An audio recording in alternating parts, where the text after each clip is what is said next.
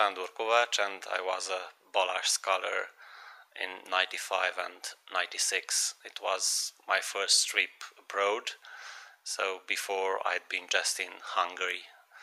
Now it's easy to imagine how a 24-year-old, 26-year-old person would feel for the first time in USA. For the first 3 months I had quite a tough period, but after I started to understand a little more of this, well, I don't know if I understood anything, but I started to speak a little bit the language, and I did not depended very much on my wife. We went together, and I must confess that it was the best period of our life. If anyone will ask us if we did anything in USA, we can prove. We have a 15-year-old boy, Peter. He was made somewhere in USA. And well, I think that I got a lot of things from Starr King School.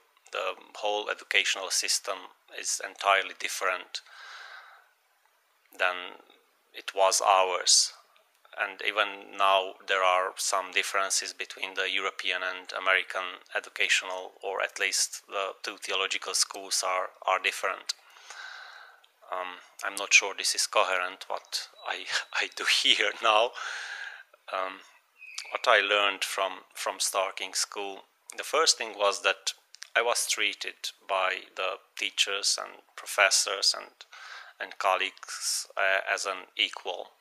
So they treated me as a fellow, and I did not experience that before it here. It was kind of distance between professors, teachers, and students. That was the first big lesson, that even though you are a student, you can be a smart human being, and you have your own ideas, and maybe your thoughts are as good as your teachers. And the second thing was that kind of tolerance, what I saw in San Francisco. I have to emphasize that the Balázs scholarship was established after we returned home.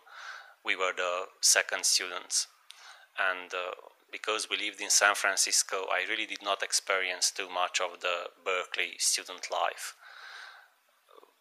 I had to commute every day, and that took, let's say, half of our stay in California. But San Francisco and Berkeley was really fabulous, to see so many different persons, and well, it was so calm and so nice. No one was impatient, or there was not this feeling of well, before I heard about USA that everyone is running for money, for doing something, and that's, at least when we were there, I did not experience that feeling, not in San Francisco and not in Berkeley. And well, a good experience for me was that I met the first gay persons in my life there. So I've heard about the gay community, but I've never seen one gay face to face, and I realized that, well, these are great guys, and my best friends, I could say, were gay, and they are still. So after we returned, it was another feeling of how to well, not associate, how to behave towards other orientation. Well, briefly, I think this is about my stay, or our stay. Well, I saw the internet for the first time in my life in San Francisco, and well, since many things has changed. Well, when I left as a minister, and I returned as a minister.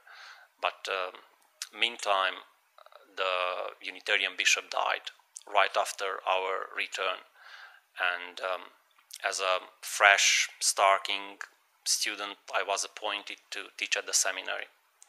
So right after I came back, I had this great chance and meantime honor and challenge to meet with almost my age students and try to give them something of my Starr King experience. And I think that was, well, one of my biggest achievements, if I can call that an achievement, that I started to treat my students as partners and as equals. And I think that was a very important step. Among the faculty staff, I was the youngest. Now I'm not the older, but the second one after the dean. But all my colleagues, well, Boti is a former Starr King scholar, and Sabi studied at Midville Theological School. Now I think that the whole theme is changed. It's not anymore, we do not live anymore in the beginning of the 90s or 80s, so it's another kind of teaching program, and our behavior towards the students has changed.